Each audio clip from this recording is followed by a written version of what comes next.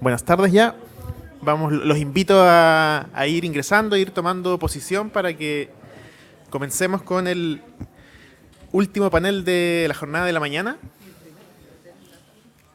Y primero también de la tarde. Aquí vamos a tener una transición entre ambas jornadas, así que los invito a ir tomando posición para que vayamos avanzando.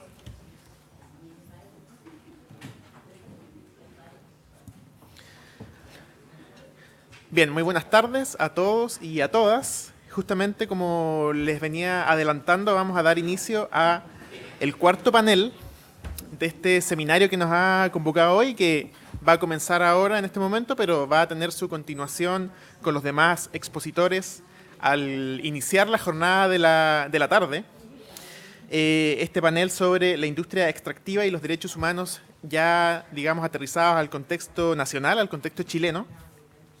Y bien, vamos a partir el panel con la única expositora que vamos a tener en este bloque del mediodía, para luego ya comenzar en la tarde. Ella es Judith Schensteiner, y me excuso por mi inexperticia en el alemán. Bueno, Judith es profesora asociada de la Facultad de Derecho de la Universidad Diego Portales, posee un doctorado en Derecho, maestría en Derecho Internacional de los Derechos Humanos por la Universidad de Essex en Inglaterra y maestría en Ciencia Política por la Universidad Johannes Gutenberg de Mainz, Alemania.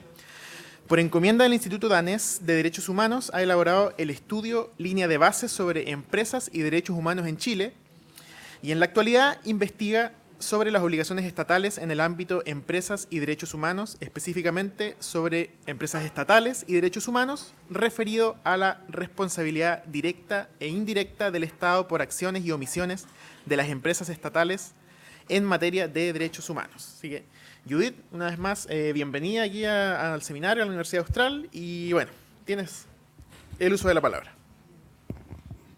Muchas gracias, Ramón. Mari, bonjour. Good afternoon. Y buenas tardes a todos, a todas. Muchas gracias por la invitación al Observatorio Ciudadano y a la Universidad Austral. Fue para mí un honor, un gusto viajar para acá, para compartir algunas ideas que ojalá sirvan. Son insumos para los procesos que ustedes están viviendo, que están tomando decisiones, lo que hay, lo que no hay, lo que falta. Siempre hay que informarse, y mi propósito es dar, más que criterios de decisión, que ustedes mismos ya los poseen, insumos para poder evaluar mejor las situaciones.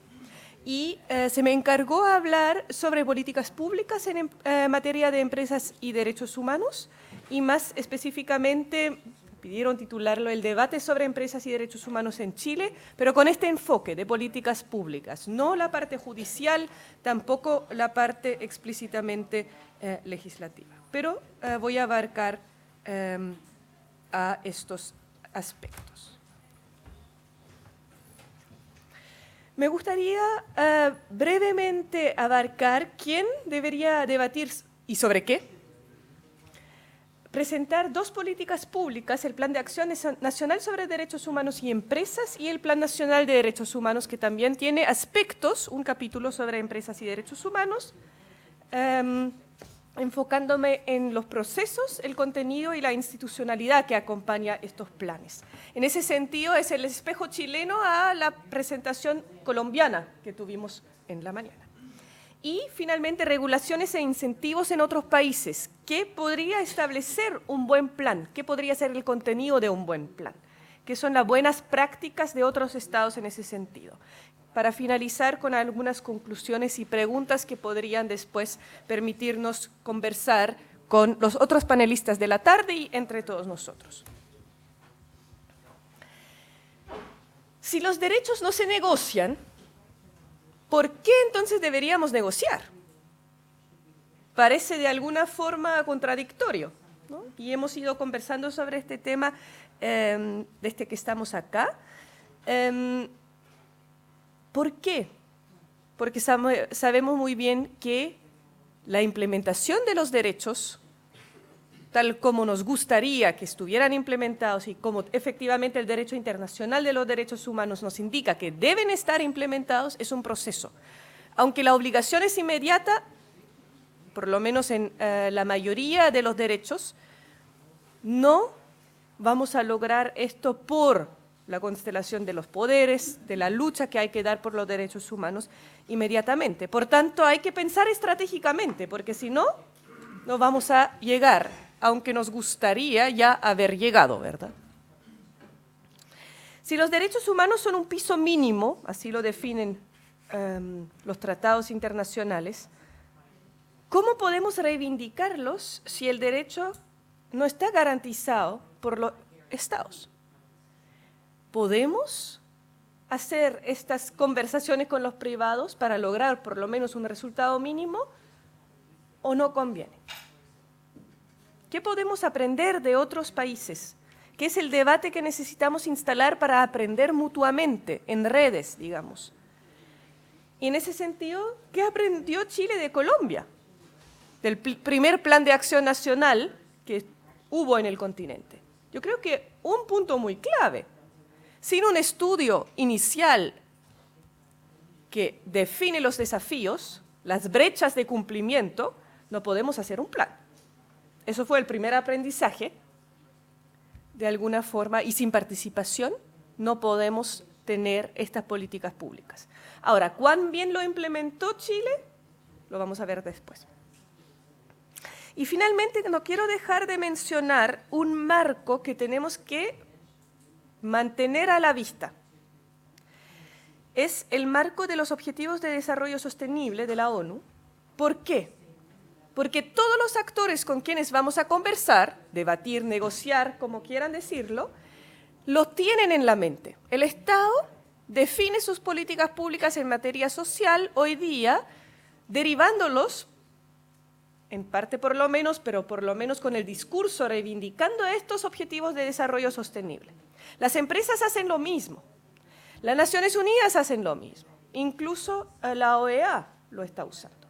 En este sentido, tenemos que mantener nuestra mirada en estos objetivos de desarrollo sostenible para ver cómo nos sirven efectivamente para nuestras reivindicaciones también.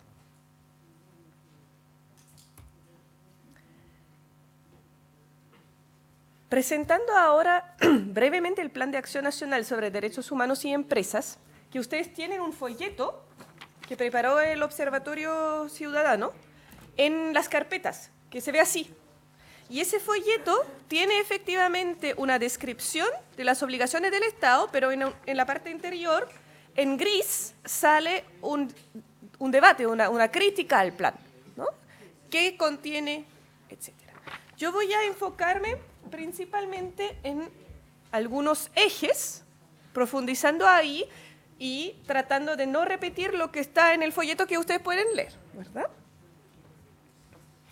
El plan fue adoptado en agosto del 2017, tiene un año ahora, más o menos, ¿no? Un poco más que un año. Fue precedido por un estudio línea base que tuve a cargo elaborar, que fue un mapeo de todas las brechas que existen en materia de regulación económica en Chile, comparando esa regulación económica con el derecho internacional de los derechos humanos y abarcando obviamente los estándares de la ONU, los estándares de la OEA, de la Organización de Estados Americanos, y de la OIT, incluyendo el convenio 169 y los convenios laborales también. Este estudio fue encargado por el Instituto Danés de Derechos Humanos, que es el Instituto Nacional de Derechos Humanos de Dinamarca, que es el instituto en el mundo que más trabaja el tema de empresas y derechos humanos, el instituto estatal, digamos, ¿no? Ellos financiaron el estudio, no hubo suficiente dinero como para hacer un estudio participativo de parte nuestra, ¿ya? Alcanzó solamente para mapear lo que hay como informes, leyes, etcétera, ¿ya? La participación no la pudimos incluir porque no teníamos suficiente presupuesto. Este estudio línea base en Chile es gigante, imagínense, que todo lo que tenemos privatizado en cuanto a servicios y regulación económica que falta, ¿ya? Es un estudio de más de 250 páginas solamente mostrando qué regulación hay y qué regulación no hay en estos momentos. ¿Ya? Y armamos un documento corto, más corto, con recomendaciones y conclusiones. ¿Ya? Estas recomendaciones no fueron avaladas por el Instituto Danés, son solamente del Centro de Derechos Humanos, y algunas, pocas, han sido reflejadas de manera un poco más aguda en el plan de acción, pero la gran mayoría efectivamente no está reflejada. En el proceso de la elaboración del plan también hubo diálogos participativos en 3 ciudades en Chile, incluyendo 3 diálogos con indígenas. Alrededor de 120 personas participaron, digo, solamente. ¿Ya? Existe un informe que es público sobre lo que se dijo en estos diálogos participativos, pero fueron diálogos que no fueron representativos y ni constituyeron consulta tampoco. ¿Ya? Y lo que creo que es importante saber, el Ministerio de Relaciones Exteriores no proporcionó la línea base a los participantes. ¿Ya? No quisieron compartirla. Y bueno, en ese sentido, muchas de las personas que fueron no tuvieron este material a la vista para poder opinar y formarse su opinión. Fue por un problema que se generó en una de las subdirecciones o secciones de la Cancillería, que no estaba de acuerdo con algunas conclusiones y por tanto dijo que no se podía difundir. Por lo menos eso es mi reconstrucción de lo que observé. ¿Cómo se zanjó el plan finalmente? Tenemos el estudio de línea base, los diálogos participativos y concretamente en el plan, muy poco de lo que se dijo en ambos lados efectivamente se reflejó. ¿Por qué? El plan no tenía presupuesto asociado, por tanto las medidas que se ingresan al plan son medidas que cada ministerio priorizó.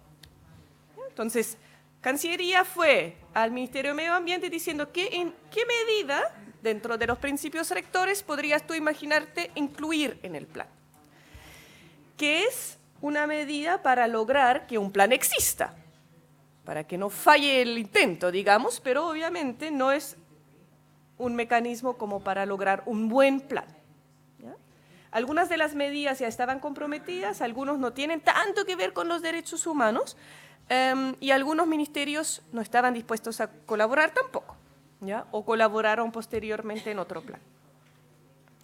Por tanto, el proceso político después fue distinto, no fue que se tomaron estos 2 insumos y a partir de esto, de una manera técnica, se decidió qué incluir, sino efectivamente, como cualquier política pública, allí entra un proceso de tomar o hacer decisiones. Ahora, algunas cosas fueron incluidas, ¿ya? Y interesantemente, desde la perspectiva de quienes escribimos el estudio línea base, justamente el compartimiento, la dirección de MINREL, del Ministerio de Relaciones Exteriores, que criticó nuestro informe, tomó algunas de las recomendaciones, las, digamos, mitigó, relativizó un poco, pero los incluyó. Entonces, lo que uno también ve es las instituciones públicas no son herméticas, en el sentido de que dependiendo de a quién le toca decidir, entran o no entran ciertas medidas. Y yo creo que eso es algo muy importante para todo debate, toda negociación, de saber con quién podría uno efectivamente conversar con mayor resultado, con mayor provecho. El contenido del plan es débil, es un plan débil, claramente. Yo creo que el único logro que tiene el plan es que existe, ¿ya? Y que tiene un mecanismo de seguimiento que sí está relativamente bien logrado porque plantea la renovación del plan con participación ciudadana, por lo menos, ¿ya? Ahora, el contenido, como dije, es débil. ¿ya? No hay, más allá de medidas legislativas, ¿ya? Que sería, según nuestro estudio, uno de los enfoques principales donde hay que trabajar. En cuanto a planificación territorial, en cuanto a mejora de los mecanismos de fiscalización. Ayer escuchamos qué problemas hay con los fiscalizadores que no son ni bien financiados ni independientes. Y el resto son medidas principalmente de capacitación, ¿ya? La institucionalidad del Comité Interministerial es un comité que se creó en abril, eso efectivamente existe, todavía ha sesionado solamente una sola vez porque cuesta que los ministerios bajo la nueva administración efectivamente tomen sus decisiones de cómo se posicionan ante ese plan. A pesar de estar el plan en el programa de gobierno del presidente Piñera, el posicionamiento no está claro, ¿ya? Hay ministerios que se han demorado muchísimo en definir quién tiene que ir a este comité interministerial. Lo bueno es que el mandato del comité es más amplio que el plan. Eso significa, el mandato del comité son los principios rectores de Naciones Unidas en general. Eso significa, si fallara el plan, el comité sigue existiendo. Y creo que eso es un asunto importante que hay que resaltar. Si alguien quisiera cerrar el comité y decir que ya no es necesario porque no tenemos plan, no, su mandato es más amplio. ¿Ya? Creo que es importante. Debería crearse un grupo multiactor donde participa la sociedad civil, en sentido amplio, incluyendo las empresas, por ejemplo. Todavía no existe. Se están revisando en qué medida se debería, y eso es la propuesta del Ministerio de Relaciones Exteriores, de fusionar el Comité Espejo del Punto Nacional de Contacto, que es el órgano encargado de la implementación de las directrices de la OCDE para empresas multinacionales, y fusionarlo con ese grupo multiactor. A mí me parece sensato, porque si ya necesitamos participar en estas instancias, participar en dos instancias sobre la misma temática, sin tener efectivamente incidencia clara de quién está liderando qué, solamente difumina los esfuerzos. Por tanto, yo creo que es bueno que ese grupo multiactor esté para para las dos lógicas, especialmente porque también retira el comité espejo de la eventual presión que podría ejercer sobre los casos que lleva el Punto Nacional de Contacto, ¿ya? Que es una problemática de independencia que hemos desde el Centro de Derechos Humanos insistido desde hace muchos años, y creo que ahora a lo mejor vamos a lograr un poco más de independencia en ese sentido. Habrá que ver cómo en la práctica se ejecuta. ¿Qué hay en materia indígena en el plan de acción? Muy poco, solamente algunas referencias en relación a medidas del Ministerio de Energía que tienen que ver con los acuerdos voluntarios de preinversión y una participación indígena obligatoria en el grupo multiactor, ¿ya? Ahí deben estar representados los pueblos indígenas. ¿Qué se había pedido en los diálogos? Si miran el listado, van a ver que son las demandas de siempre de los pueblos indígenas en Chile que se han planteado también en ese foro. Algunas de las demandas podrían ser incluidas en un plan de acción, otras deben ser zanjadas de otra manera y respondidas de otra manera. Pero claramente vemos que el problema principal es el reconocimiento constitucional y los temas de participación y territorios. Obvio, eso no es ninguna sorpresa. Lo que quedó es eso: capacitación en materia indígena, medidas de no discriminación en el ámbito laboral para personas indígenas y el ya mencionado participante indígena en el grupo multiactor. La implementación está atrasadísima, como quisiéramos llamarla, a pesar de la insistencia de la persona encargada en el Ministerio de Relaciones Exteriores. para el informe anual sobre derechos humanos que editamos todos los años desde el Centro de Derechos Humanos de la UDP, hemos pedido las cifras, nos han indicado que 50 medidas se cumplieron en el primer medio año, o sea, entre agosto y diciembre de 2017. Las cifras para 2018 no están todavía. De 140 medidas, 50. 32 estarían sin movimiento y 34 medidas fue imposible obtener información. Yo creo que esa es la cifra más preocupante porque significa que efectivamente el gobierno no está alineado detrás del plan. ¿Ya? No está alineado detrás del plan. Voy a saltarme la parte explicativa del Plan Nacional de Derechos Humanos, que es un plan que es generado a partir de un mandato legal en el Ministerio de Justicia. Solamente decir qué se hizo mejor ahí en comparación con el plan de acción. Yo creo que la gran mejora es que la metodología de definir las medidas se basó en las recomendaciones de los órganos internacionales y recomendaciones del Instituto Nacional de Derechos Humanos en las distintas temáticas. Y por tanto, si se cumpliera el plan, podríamos efectivamente acercarnos a un cumplimiento de los estándares internacionales también. ¿Ya? La institucionalidad de participación tampoco está creada para este mecanismo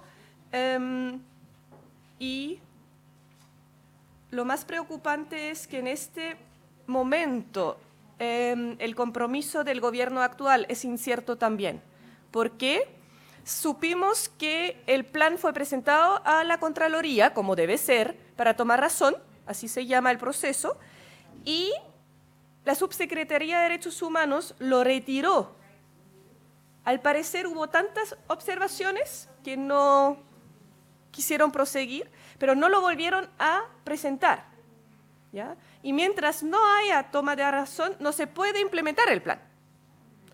Hay un compromiso político que van a seguir igual con todos los compromisos de otra forma, administrativamente hablando, pero el plan mismo en este momento no se puede ejecutar, ¿ya? Por esa falta de toma de razón. Solamente mencionar algunos ejemplos, los puedo explicar después si les interesa alguno en particular, porque ya vamos en el tiempo. Francia ha adoptado una ley de debida diligencia que se llama Loi de Vigilance, ley de vigilancia, donde las más grandes empresas tienen que asumir responsabilidad civil por daños que generan en Francia o fuera de Francia. Es la primera ley que tenemos con un elemento explícito de extraterritorialidad. Por tanto, por ejemplo, la empresa Suez, que es la más grande del agua de Francia, tiene las acciones de aguas andinas. Si hubiera una violación de derechos humanos con daño en Chile, podríamos demandar en Francia. ¿Ya? Eso es como la lógica. Y otros mecanismos útiles son trabajar con compras públicas, los incentivos que, por ejemplo, Chile tiene en cuanto a derechos laborales, que alguien no puede postular a fondos públicos si tiene una multa, una condena, digamos, en los tribunales laborales. Eso se podría replicar en otros aspectos ambientales o de derechos humanos. Y finalmente, dejar algunas preguntas planteadas. Si el Estado a nosotros no nos toma en cuenta, ¿qué hacemos? ¿Ya? Yo creo que efectivamente hay que pensar muy estratégicamente y ver con qué empresa podríamos avanzar. Si el ICMM, el Consejo Internacional de Minería y Metales, tiene un compromiso voluntario de respetar el convenio 169 y la debida diligencia, tal vez ellos podrán convencer más fácilmente al gobierno chileno que nosotros que ahí hay que hacer algo. ¿Ya? En otros países ha funcionado. ¿Ya? Y hablar con los inversionistas extranjeros, especialmente las embajadas que tienen inversionistas acá, para que sus responsabilidades extraterritoriales efectivamente se tomen en cuenta. ¿Para qué sirve un plan de acción, aunque no sea bueno? Yo creo que para tener un foro para darle seguimiento, insistir en 2 años más de que se haga un mejor plan. incluir el Poder Judicial, ahí concuerdo completamente con mi colega colombiano, y en Chile especialmente incluir el Congreso. El Congreso está fuera de estas discusiones, completamente fuera, y eso es un gran problema. Y exigir que se vuelva a actualizar el mapeo antes de tomar decisiones, ¿no? Para efectivamente actuar en pos de las brechas, no en pos de algunos intereses políticos o empresariales o incluso de la sociedad civil muy particulares. Creo que eso sería la oportunidad que tenemos, a pesar de que el plan es débil, no está implementándose en este momento, tal vez puede ser un foro para ir de a poco exigiendo cosas muy concretas. Muchas gracias.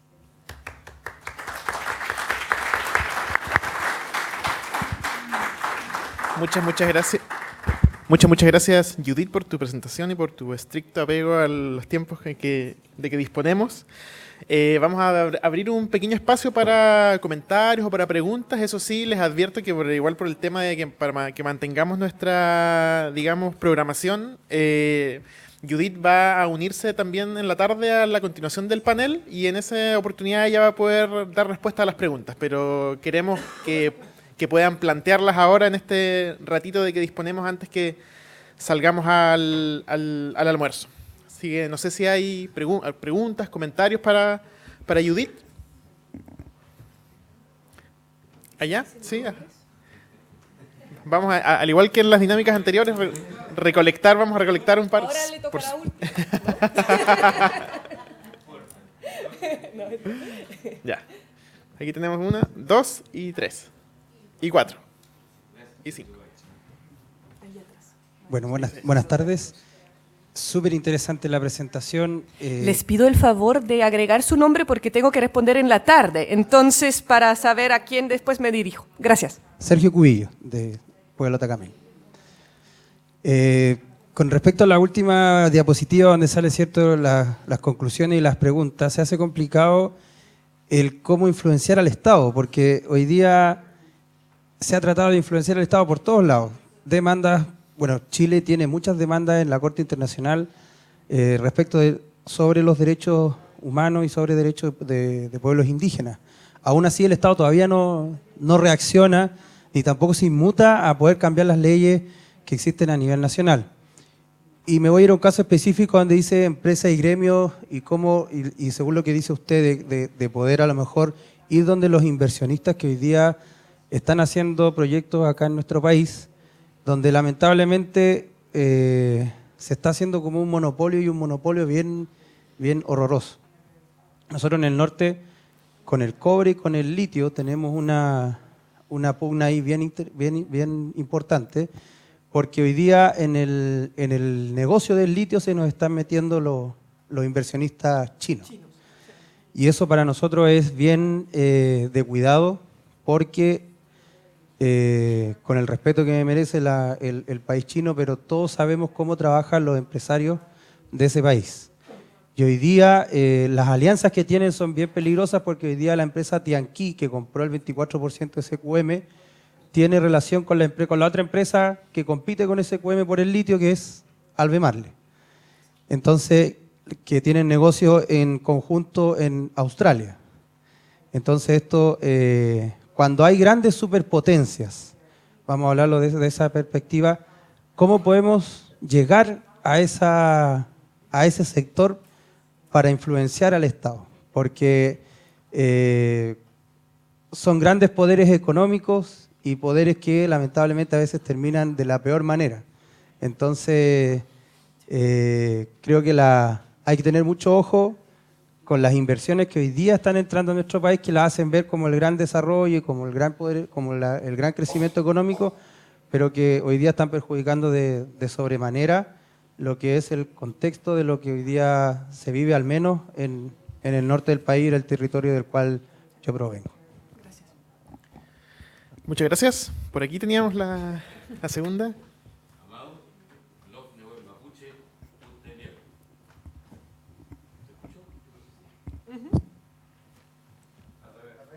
Al revés.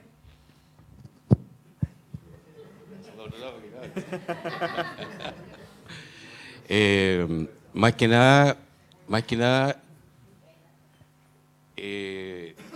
una información general. Probablemente algunos peñas y navienes ya lo conocen, y algunos huincas, ciertas personas, bueno, y mapuche, acá presentes. Y sobre todo aprovechando que hay un representante aquí de Argentina, no sé si se habrá ido, estará acá por ahí. No alcancé a hacerle la consulta porque como me pararon un poquito recién. Pero tenemos en este momento una situación de en la justicia de criminalización de un lonco argentino, mapuche, Francisco Llones Guala. Fue extraditado por la justicia argentina a petición del gobierno chileno. En estos momentos, el lonco está preso, privado de libertad, aquí en la cárcel de Valdivia. El proceso se hace por segunda vez. La primera vez fue absuelto y dejado libre en Argentina. Posteriormente, el proceso se hizo de nuevo y lograron que el lonco llegara aquí a Chile y esté preso en este momento en una prisión privada de libertad en Valdivia. El proceso mismo fue por unas quemas de galpones, algo así, por acá por Osorno, me parece, tengo clara pero por acá. Fueron 5 formalizados. 4 terminaron el proceso y quedaron libres por la misma acusación. Él no quiso ser juzgado acá porque no tenía confianza, como nosotros tampoco tenemos confianza en la justicia chilena, ¿ya? Así que durante el proceso se fue a su loft. Este lonco es líder en recuperación de tierras ancestrales allá, contra los Benetton y los Lewis, que nos usurparon las tierras, y contra las petroleras YPF. Quería no dejar pasar esta información para que los que no la saben y los que la saben, bueno, se dan cuenta que es una injusticia más contra el pueblo mapuche, de las empresas extractivistas, de la justicia, de los gobiernos, etcétera. Es decir, me atrevería a decir, termino aquí, que las empresas extractivistas son verdaderos asesinos de los derechos humanos. Chaltobay. Muchas gracias, El Peñi.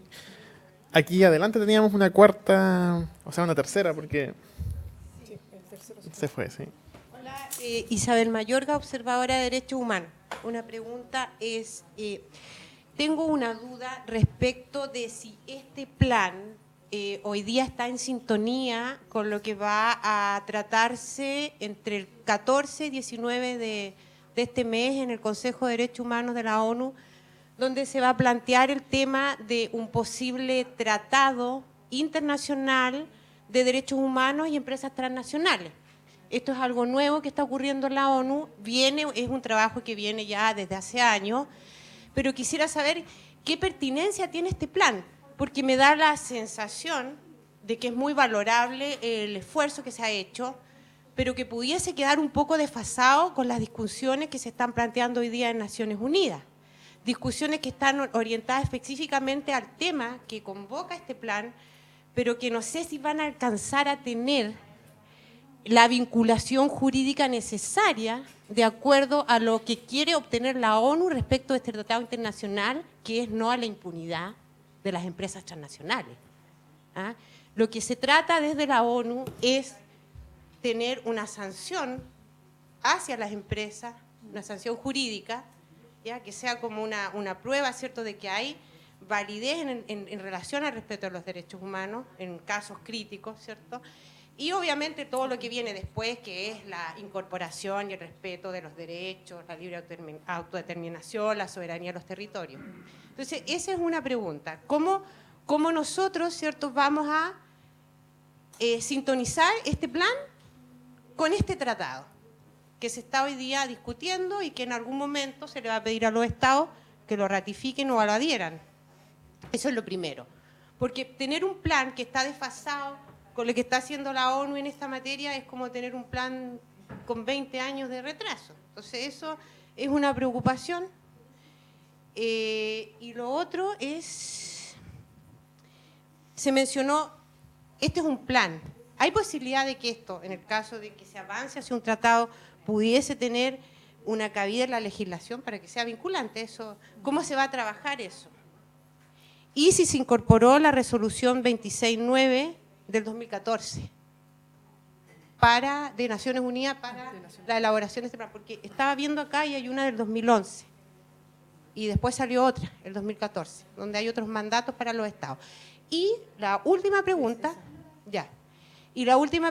es, como Chile tiene que rendir cuenta, claro, ahora en enero, el 22, si esto va a ser lo que va a presentar en esta materia. ¿Hay algo de esto, digamos, hay algo incorporado? ¿De parte del Estado quieres saber? ¿O de parte del...? De parte del Estado. Ya. Si la respuesta del Estado cuando le hagan consulta de este tipo va a ser este plan, ¿esto es lo oficial que tenemos hoy día como Estado? ¿Es lo que tenemos? ¿Es la base con la que vamos a empezar a trabajar este futuro tratado de empresas transnacionales? Esa es como la pregunta. O sea, ¿cuál es la seriedad? ¿Cuál es el peso y cuál es la capacidad de que esto efectivamente sea un plan que garantice la protección y la promoción de los derechos? Muchas gracias. El profesor Elwin había... Y Ingrid. Ingrid luego. Muy breve, solo para dejar la pregunta para la tarde. Yo constataba en el panel anterior que este plan no ha concitado el involucramiento de organizaciones sociales y de comunidades de pueblos indígenas y no indígenas afectadas por las empresas. Mi pregunta es, ¿qué se puede hacer a tu juicio y qué piensa hacer el Centro de Derechos Humanos de la Universidad Diego Portales para que esta discusión, y si tiene sentido que esta discusión sea una discusión socializada y que involucre a las comunidades y a los pueblos afectados en sus derechos humanos por la actividad de las empresas, extractivas o no extractivas? Bien, muchas gracias. ¿Quién teníamos? Ahí. También muy breve para para que almuercen en algún momento. Gracias Judith por una ponencia muy interesante. Yo me quedé con una pregunta más bien del punto de vista de una fundación política extranjera. Como tenemos pocos instrumentos duros, más bien blandos en este caso, y tú mencionaste que hay empresas más sensibles, ¿ya?, y menos sensibles. Una pregunta, ¿la UTP tiene algún mapeo de quiénes podrían ser más sensibles con los cuales uno podría trabajar?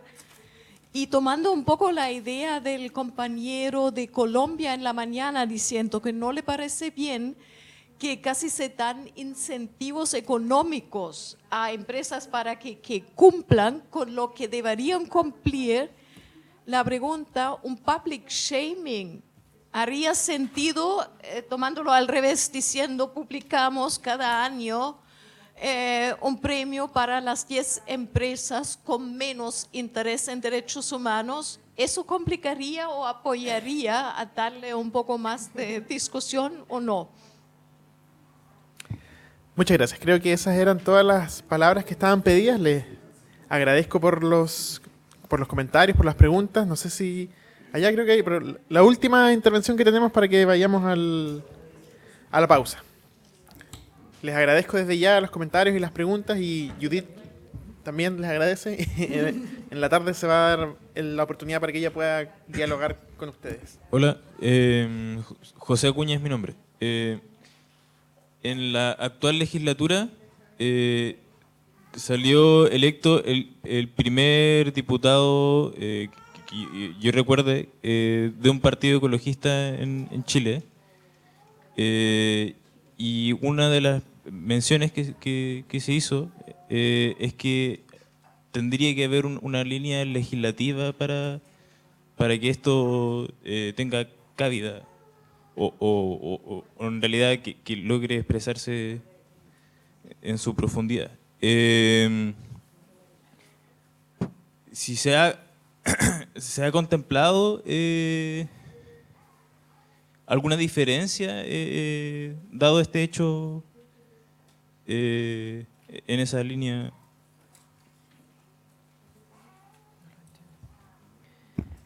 Disculpe, ¿quiere saber si hay cambios con el nuevo Congreso? Sí, o sea, si es que eso significaría alguna ventaja específica que... Ya, como una evaluación política de cómo podría ese tema reflejarse en el nuevo Congreso. Claro. Ya, gracias. Muchas gracias. Tenían a la vuelta mejor, porque ya estamos muy encima, así que en el bloque de la tarde vamos a abrir un nuevo espacio, así que pueden ahí recordar sus intervenciones y las hacemos en la tarde. Muchas gracias. No sé cuánto rato tenemos ahora, unos 40 minutos 30 minutos de pausa. Una hora tenemos de pausa y volvemos al bloque de la tarde.